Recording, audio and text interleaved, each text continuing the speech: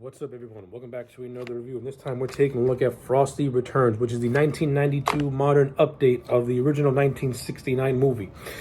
Yeah, let's waste no time. Let's get right into it. Frosty Returns, I enjoyed it on the same level as the first Frosty the Snowman movie, in which it's just an okay, middle of the road Christmas special. Now, I have zero recollection of Frosty Returns. I don't even remember this movie even existing until I even bought this box set. That's not to say that this is bad or anything. It's like okay, like this is a modern update in the 1992 aesthetic and atmosphere, though the animation is very reminiscent of its 1969 counterpart. And I think that was this movie's first mistake.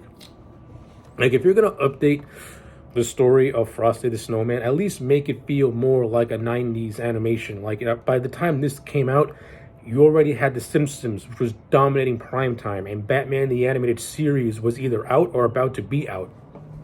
And those two shows broke new ground in terms of animation and style. This movie felt more reminiscent of its 1969 counterpart, and I think that was its first mistake. Because when you actually watch this movie, it has that 1969 aesthetic, but you also get a lot of references to 90s culture like MTV and 90s slang like radical. And you have a story that's very 90s that follows this depressed and lonely little girl who only has one friend. So like the story itself and the references are all 90s, but the animation style is 1969. You should have just updated it and make it feel more modern for the times. That's just me personally. But I would say this though, it does have a very enjoyable voice cast. You know, John Goodman plays Frosty the Snowman, and I thought he was pretty good.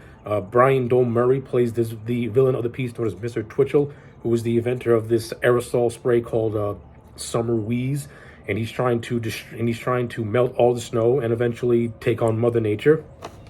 Like yeah, his villain plot is completely all over the place and all over the top. It's just ridiculous. But for a harmless Christmas special, which is for what this is, it's okay. It's nothing offensively bad. And at least Brian Dole Murray is enjoyable as the villain.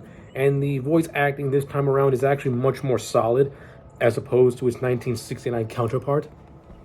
That's not to say that this movie doesn't have things that'll just get stuck in your head.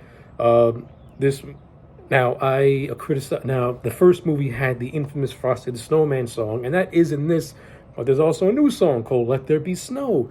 And John Goodman shows off his vocal talents, or lack thereof, in this song. And this song plays, in certain parts of the movies, and it will get stuck in your brain and get stuck in your head. And after a while, you're just like, oh. Well, yeah, that is what that's. But again, it's harmless. Like a kid can watch this and they'll be singing along, having a good time. An adult can watch this and they'll be transported back to when they saw the original 1969 movie and say, hey, that movie I saw when I was a kid was much better than this one.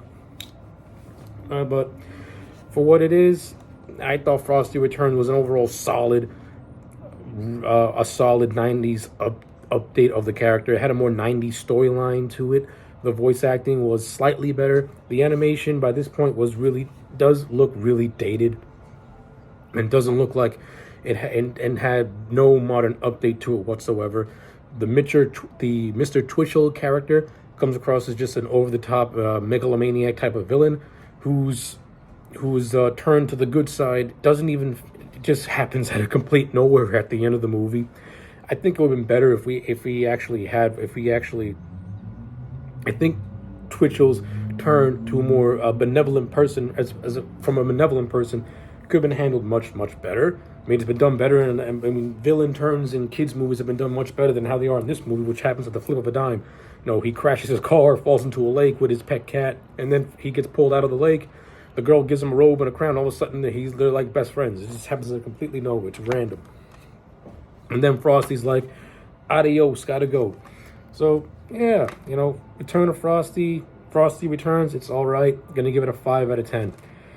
It's on the same level as the first one. It's not offensively bad, but you're gonna get some enjoyment out of it if you're like a 5-year-old kid.